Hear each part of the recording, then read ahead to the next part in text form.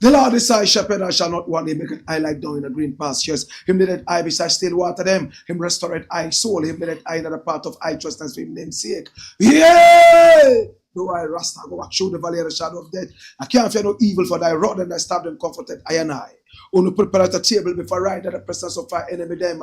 Unu anointed I head with no oil, the cup runneth over. Surely goodness and mercy, I go follow I all the days of our life. I go dwell in the house of the Lord God. Jah, get them away. This is the Black Pot, aka Kukushonamo, where we speak truth to power. Here we don't criticize, but if we must, it will be on one condition: to build and not to destroy. That is why we keep saying we are in the service of God and country. Come here. And my name, Black Rasta. Now, in every traditional African home, there is a black pot. And each time this black pot sits on the fire, there is something super sumptuous cooking. Ingredients of so many different types, shapes, and sizes, aromas, and even flavors. Put aside all their differences and relocate into the black pot, where they are subjected to some good amount of heating. At the end of the day, they produce food in all its sumptuousness and palatability. This is what we do exactly here, bringing so many different ideas together, picking the creme de la creme of all the ideas, slapping that on our problems right here in our country, our continent, our land, looking for solutions. This is the Black Pot, aka Kukushonamo, and here we speak truth to power. Today we have a number of issues to deal with. Ultimately, we are live on Facebook and also live on YouTube. Please share the broadcast and hit the like button so that many more people can see you and see us. I want to say thank you so much for doing business with us. We are also live in your homes via your welcome. We thank you for this wonderful welcome. Pick up our numbers on the screen and do business with us. My name is Black Rasta. Today we have three very important issues to look at. Story. Number one. Now the first story is quite interesting. Bawumia'S Adc'S house raided. Who is Bawumia? That's Bawumia, the former vice president of the Republic of Ghana.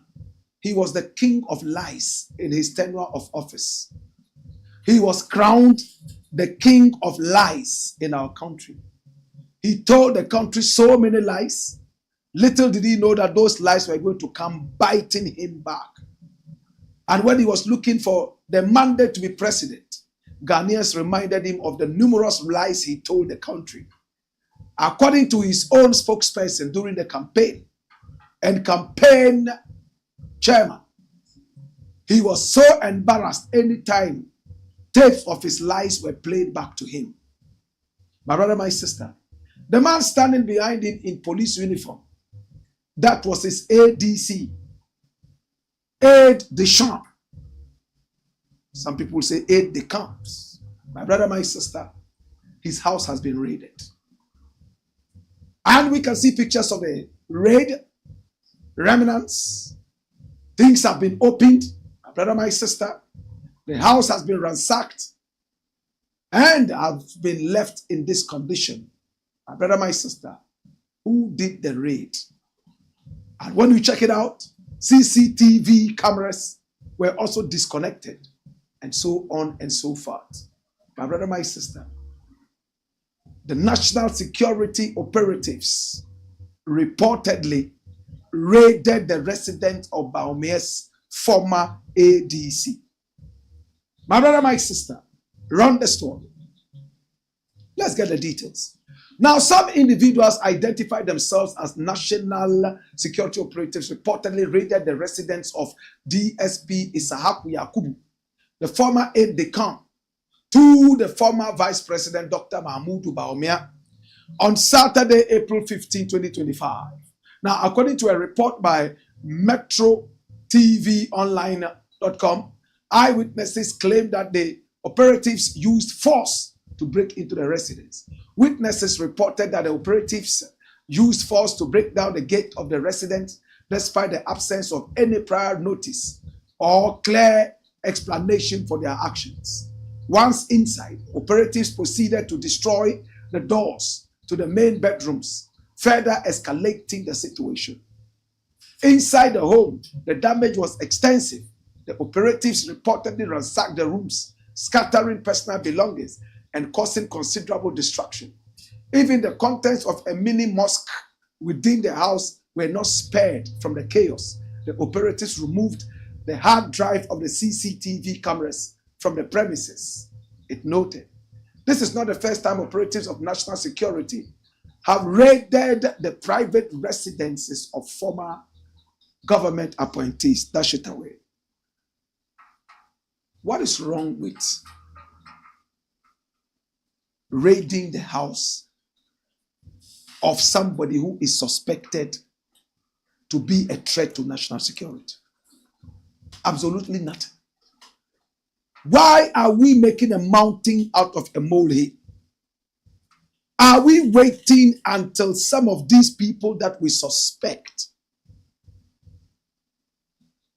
of the potential of visiting us with harm to explode before we start taking our security serious? There's no need to inform somebody whose house you're about to raid that you are coming. It's almost like telling your enemy that at 6 o'clock this morning, I'm coming to your house. Of course, you prepare them. You get them ready for any attack. You have to take them by surprise. That is the work of the security apparatuses that we have. In America, when they are going to raid areas where they believe illegal immigrants are, they do not give them prior notice. Same way, it is the duty of the national security to protect the nation. Today, if the national security fails in its duty to protect the nation, all the blame is going to go to the national security. We all remember the Minister of National Security in the past who went flashing his libido in front of a slave queen's camera. Kandapa. It was so disgraceful to the whole nation. The whole world laughed at us and asked us if we were serious about who our national security minister was. Today, if national security operatives decide that they have had a tip-off, and for that matter, they have to act swiftly, what is the problem? My only problem with this is when doors are broken down and items are broken into, we should be kind enough to fix those doors back.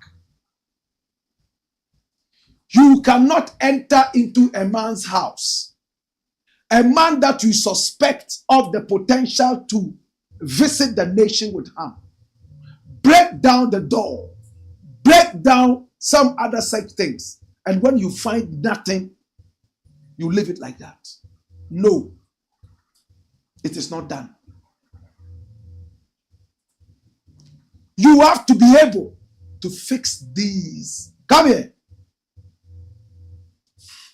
My brother, my sister, we have to open our eyes very attentively. Keep our ears attentive as well. And all our senses sharp enough to be able to tell who is an enemy to the nation and who is a friend to the nation. That's how come America is this powerful. They are swift in doing whatever it is to curb anything, what we say, to nip it in the bud. In fact, Richard Jakpa and his boys are doing a marvelous job. My only problem, as I said, is if you go to a man's house, raid it, break down, destroy a few things in the house. When you find nothing, you have to go back there and fix it in compensation. But if you find something untoward, the onus does not lie on you to go back there and fix it. It means your raid is super justified. My brother, when I went to Israel, went to Palestine, and I was returning to Ghana, at the airport, immigration broke into my bag without prior notice. The lock that I used to lock my bag, they broke it because they probably suspected that somebody with the kind of name that I have coming into Israel with such power, received by the president of Palestine, there must be something in his bag. They opened the bag, they found nothing. You know what they did? They wrote a note. They left inside the bag a note that they had broken into the bag. They had taken nothing out of it, but they had videotaped everything that they did there. And for that matter, if I was interested, they could make the video available to me to see that they did everything, closed it nicely, and put back the bag, preparing it for transit to Accra, Ghana. Yes, I lost my locks. They should have also gone ahead to tell me that they were ready to pay for the lock. And therefore, the Israeli ambassador in Ghana could be visited so that the lock could be replaced. But they didn't. They just broke the lock, destroyed it, and then put the bag back. And this is so unfair. But I do understand that it is important for our own security. If they did that to another man's bag and they found some explosives in there, yes, explosives, we all would have been applauding that they did a good job. But once you don't find explosives, whatever you destroy in and around the luggage must be paid for. How many people agree with me? It is beautiful to raid, and I support the raids. Raid them. Continue arresting them. There was so much robbery and stealing in the Nana Akufo-Addo Bawumia government. I'm waiting to see a raid of Bawumia'S house and that of Nana Akufo-Addo and some other such people who were in that government and were touted to be the money bags, or better still, the money hacks of that regime. To Richard Jakpa, national security, keep the security of the nation tight. Richard Jakpa and his boys just discovered some boxes, BOG boxes, Bank of Ghana, the Central Bank of Ghana, my brother. Boxes full of counterfeit dollars and Ghanaian cedis and gold in a warehouse somewhere. All the way in Sapema. Are we applauding them? How come counterfeit dollars and Ghana cedis are in boxes that are owned by the Central Bank of Ghana? Does it not ring a bell? And the breaking news is that the Bank of Ghana has come out to claim that the boxes are for them. How about the counterfeit? Is it for Ghana? Bank of Ghana as well? The gold. My brother, my sister, we need to give credit where credit is. And this is Richard Jakpa. In the last regime, he was so vilified. They even took him to court, but he was smart enough to use his guerrilla tactics to record some key people in that government, including the former Attorney General. My brother, my sister, the plans that they had, Nana Akufo-Addo allegedly wanted him jailed by hook or crook. And he got them on tape confessing that. That was what freed him from the claws of that dangerous regime. It's the Black Pot, a.k.a. Kukushonemo. And here we speak truth to power. When we return, we got more. Hey! Hey! Wayo!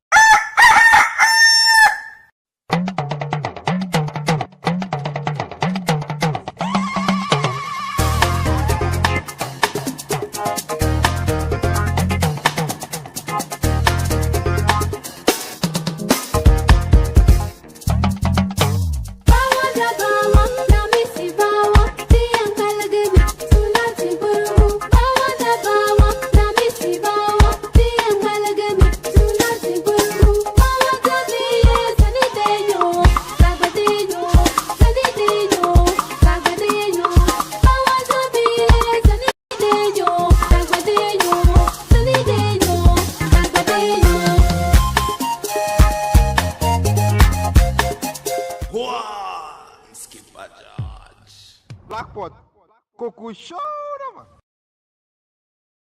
Mourns, PATRIOT. Blackpot, Coco Shorama. Mourns, PATRIOT. Blackpot, Coco Shorama. Mourns, PATRIOT. Blackpot, Coco Shorama. Mourns, PATRIOT. Blackpot, Coco Shorama. Mourns, PATRIOT. Blackpot, Coco Shorama. Mourns, PATRIOT. Blackpot, Coco Shorama. Mourns, PATRIOT. Blackpot, Coco Shorama. It's the Blackpot, aka Coco Shodemo, and here we speak truth to power. We are live on Facebook and also live on YouTube. Of course, our numbers are also rolling on the screen. Pick up the numbers and do business with us. At this point, I want to say good afternoon to you, Alex of Tap Tap Send. Love and respect, all right? And all our numerous viewers across the world. Story number 2. Dead NPP man's wife cries over neglect. Who is this NPP man? Do we all remember this man? Former Deputy Finance Minister, Kuma. He died leaving so much money behind, as we were told. Controversies left, right, and center. His wife is a woman of God, Lydia Kuma. She has a huge church building right there at the Wager Junction. This is Lydia Kuma. In fact, in the lead up to her husband's funeral, she was ranting in the media, and many people spoke to her to cool down because a bereaved woman should not be this vocal. Then she went into oblivion. Now, there were also controversies around the death of the man. Many said he was poisoned by his own party members. Some even said that he was poisoned in tamale and said that it was through guinea fowl meat and much more. My brother, my sister, in Ghana, nobody ever dies a natural death. It's either a witch or a wizard or a certain curse that has been slapped on this person by some powerful person. But it looks like the wife of Kuma is still mourning and crying, this time around over neglect and disappointment. This is the story from Ghana Web. Disappointments, betrayal, and rejection. John Kuma's widow opens up on life after his demise. Run it, my youths. The widow of the late former Deputy Minister of Finance, John Kuma, has opened up about life for her family following his passing. Speaking at a Thanksgiving service to mark the 1-year anniversary of the former Deputy Minister's death on Sunday, March 6, 2025, that's yesterday, Apostle Lillian Kuma disclosed some of the challenges her family has faced since his demise. She said that her family has experienced deep disappointments with people they trusted, turning their backs on them.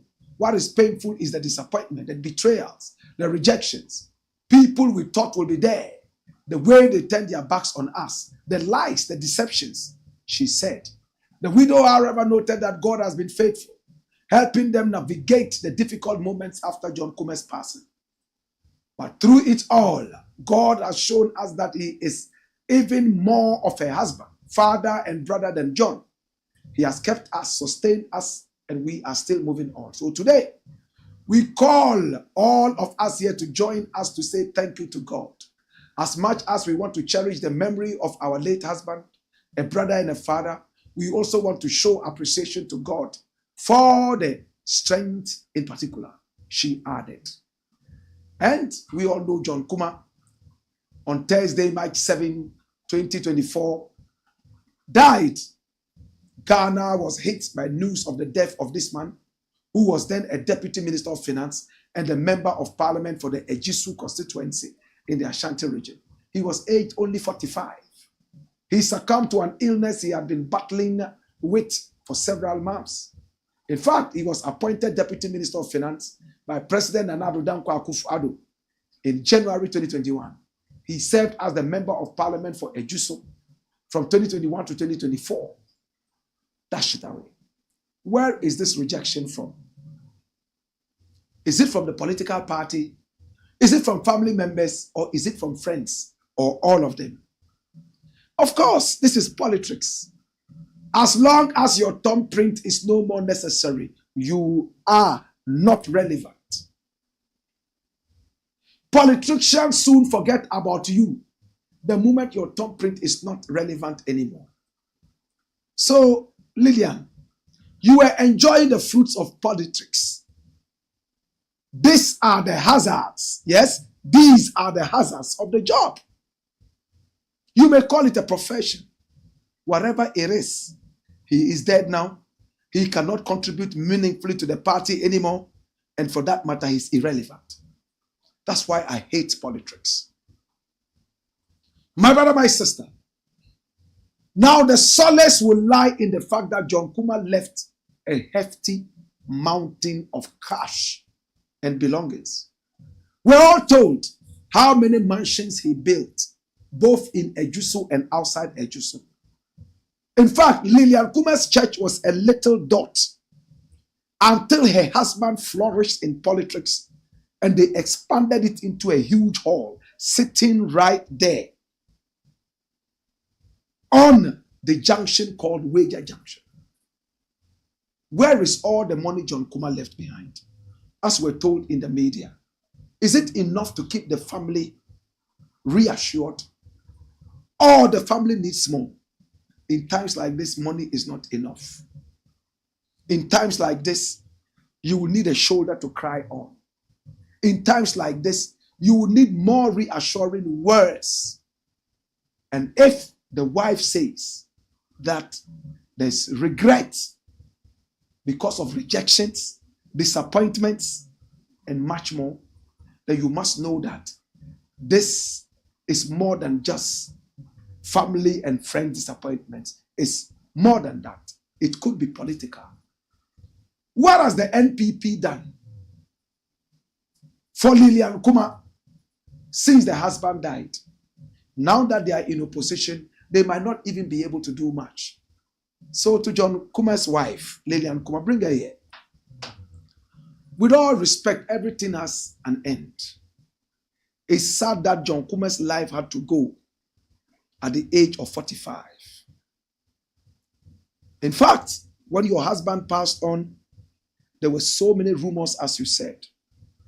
Some of them authenticated and others unauthenticated, concerning the inordinate wealth of your husband. How did your husband make the money? Did your husband declare his wealth before he went into politics? At this point, it will be very difficult for you to get help, because many people have it in their minds that your husband left the whole world to you. It's sad. But whatever it is, we must know that when we are associated with politicians, some of these things would happen. We shouldn't be looking for sympathy from anybody, because politicians in Ghana are seen as most corrupt, and they certainly are. And for that matter, they do not deserve any sympathy from the ruled class. Credit Afenyomakin. Recently, he said that they are the political class, such a joker. They already have classism in Ghana. The political class, therefore, they deserve their own hospital. Such a crazy joker. Afenyomakin. People are flying out of the country for treatment. Your government came into power, promised 111 hospitals. After the 88 hospitals didn't work, they produced only one. You are not ashamed to talk about a certain hospital for the ruling class, so-called the political class. You already see yourself in a certain class. If I were a member of this guy's constituency, never would I vote for him. He already sees himself in a different class. His ego. After your market. Dash it away. Well, my name is Blakk Rasta, and we pray that God has mercy on the family of John Kuma. You know, wherever he is now, I pray that the Almighty God will visit him with good judgment. And God is always good in his judgment. If he was good, may he prosper in heaven. If he was bad, may Satan welcome him in hell. It's the Black Pot, aka Kukushonamo. And here we speak truth to power. When we return, we conclude. Hey! Hey! Whoa!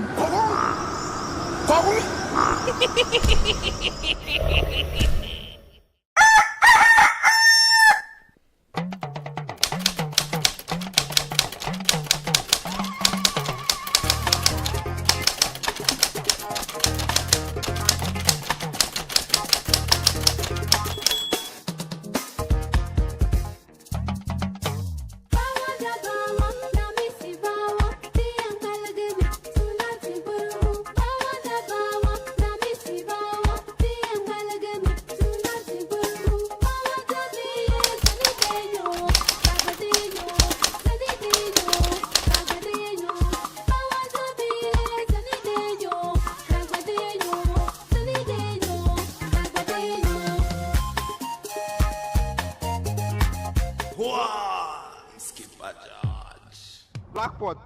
Koku show man. It's the Black Pot, aka Kukushonamo. And here we speak truth to power. Let's see your comments now. JDSGH says, greetings, Blakk Rasta. We are live. Oh, yo, Mr. Humble says, greetings from Virginia Beach, Virginia. Keep up the great work, Blakk Rasta. May Jah protect you and your family. Peace. JDSGH comes back to say, Blakk, Reverend in team shows tracking of the planes involved in the alleged cocaine and money laundering saga on Paul Adom Ochre TV show. And I don't understand if it's the truth or not. Okay, so we are interested in this. Let's see the tracking. Let the security agencies investigate this. Let the forensics work. That's what we are looking for. Rather than going out and making noise, planes came to Ghana with cocaine and all that, destroying the name of your country because you are in opposition. The country can go up in flames. It's a shame. To my darling says, more energetic. My Blakk Rasta, Ghana's #1 speaker of truth to power. Ghana first, love and respect. Mark Romeo Forrest says, good evening, Professor Blakk. Alfred Mensah says, Kukushunamo. Africa Vibe says, welcome, Blakk. Shine Iceberg Blink says, my mentor forever. Is here again to rewind. Yes, and to retune the mindset of the youth. Yes, and here to rewire the mindset of the youth. Dari D. Francis says, much love, Blakk Rasta. All right? Idris Usiba says, Mbiale, may Almighty Allah blessings be upon you and your family. Thank you. Vibes Canty Gamanche says, open their ears. Mubarak NBK says, can't quench. Tell them again. Zion Genesis. All right? And Abdul Kader Jalani Abdullah says, fire. Dwabel Zorbil says, awesome. This raid was very needful. Kudos to the team. Africa Vibe says, teacher, I am still on the issue of getting agency to help us grow. Again, I and some Ghanaians are looking to get loans, not free money. We want help from Ghana as Ghanaians. So who are you? Where are you? What are you doing? Get in contact with the agencies involved, the Ministry of Youth and Employment. Let us get the feedback. Whatever they tell you, let us know. Our numbers are always active. You can send us WhatsApp messages and we would get in touch with you. For some days now, they keep blocking our WhatsApp. I don't know why. And when we review, they come back and tell us, oh, sorry, it was a mistake. We flagged your number by mistake. The next one day, they'll block it again.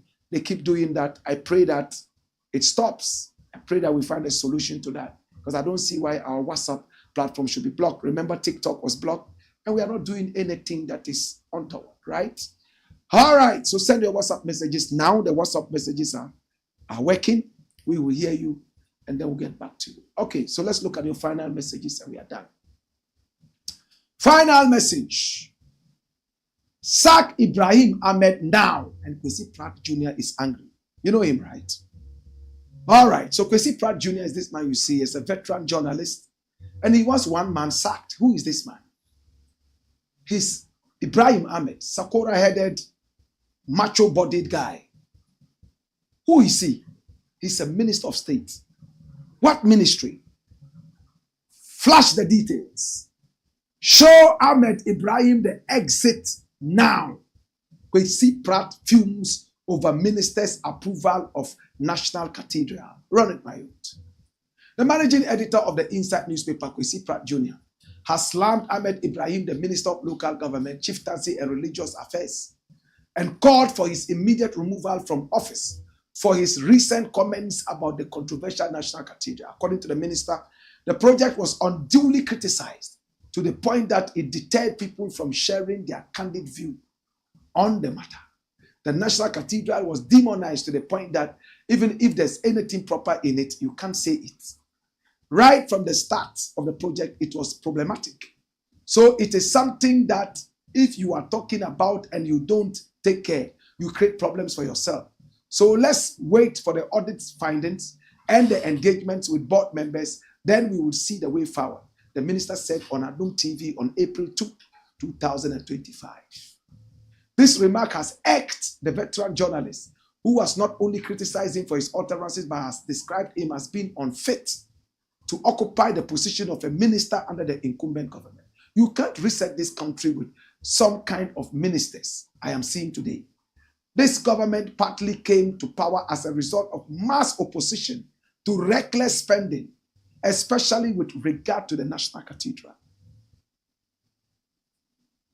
So if you appoint a minister who, in less than 3 months, looks us in the face and then says that they are going to build the National Cathedral, and that those who oppose it, they will face them. Face who?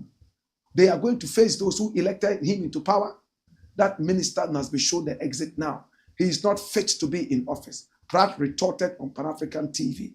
Meanwhile, Ibrahim Ahmed has not merely given assurances about the possible building of the National Cathedral, but he has expressed his willingness to fund it if he had the wherewithal. So this is a minister with no brains. His brains are not working.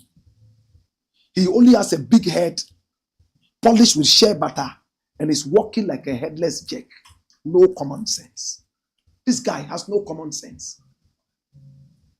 This guy here, no common sense. If you crack his head, his air, that will come out. Shh, like aerosol spray. No sense. Listen to his words. If he was not a Muslim, or if he didn't bear a Muslim name, I would have said he had drank apple. He said that right from the beginning of the cathedral, it was problematic, and that it was truncated too early. So people who even had good things to say about the cathedral had to hold back because it was truncated too early. Listen to this empty-headed calabash. We gave the National Cathedral all the length of the rope to operate. Nana Addo started on the wrong footing.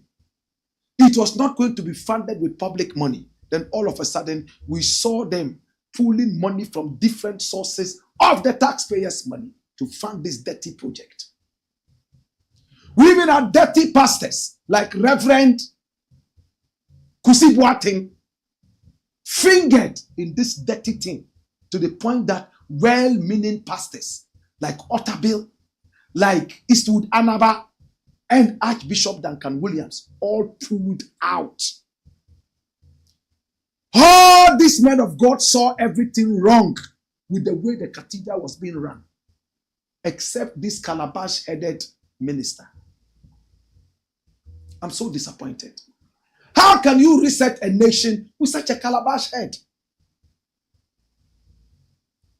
Does he live in the country? Does he know exactly why Ghanaians voted Nana Addo out of the government? One of the biggest reasons was this dirty cathedral. Even the one who designed it, the amount of money doled out and given to him, everyone who had his hand in this demonic cathedral faced the wrath of God, including the designer. A few months after designing this, they said they needed to add a little part. He took another chunk of money for adding another part of the drawing onto the thing. He was accused of what? Rape in Britain. To the point that he had to exclude and recluse himself from some activities because the Queen of England had her eyes on him and the rape case. Are you aware of that? 56 million, or is it 58 million American dollars sank into an empty hole, and this calabash-headed minister does not see anything wrong with that. This is all we have to show. And the drawing for 58 million American dollars. I am so disappointed. This minister would have to come and apologize. In fact, I support KWESI PRATT. He must be given the leeway to exit. This is an embarrassment to the reset agenda. How can you reset a nation, bringing back the same old rot that you are intending to run away from? Mahama was voted into power because of careless moves like the cathedral, excessive taxes. Mahama himself spoke against this cathedral, the way it was being implemented. My brother, even if I'm empty head like IBRAHIM AHMED wanted to revisit this, he could have just said that, listen, the cathedral itself is not a bad project, except that the timing was bad. Therefore, in our government, when we find the time to be ripe, we have donors and sponsors who will be able to deal with this. After dealing with some very important issues in the reset agenda, we will be happy with the permission of Ghanaians to revisit this. That's how a wise man speaks. Not everyone in suit and tie is smart. Some of them have calabash head, and I won't apologize for this. To KWESI PRATT, bring him here. Mr. Pratt, thank you so much for being bold on this. I know that you have been bolder on bigger issues than this. You have my support. Dash him away. It's the Black Pot, aka Kokoshonomo, and we are closing. All right, let's see your closing comments, and we'll call it a day. Abdul Aziz Rahim says, Abdul Aziz Rahim and Upeju says, good evening, Blakk. Oyo. Clement Plasma says, fire. Mark Romeo Ford says, even President Trump residence was raided. James Mawunyo Yavu says, good evening, Blakk. Oyo. And Clement Plasma comes back to say, I support this. I'm sure he's talking about the raid. It's the Black Pot, aka Kokoshonomo. I thank you so much for watching. We appreciate you and we love you. Have a beautiful Monday. Hey, my name is Black Rasta. Hey! Whoa!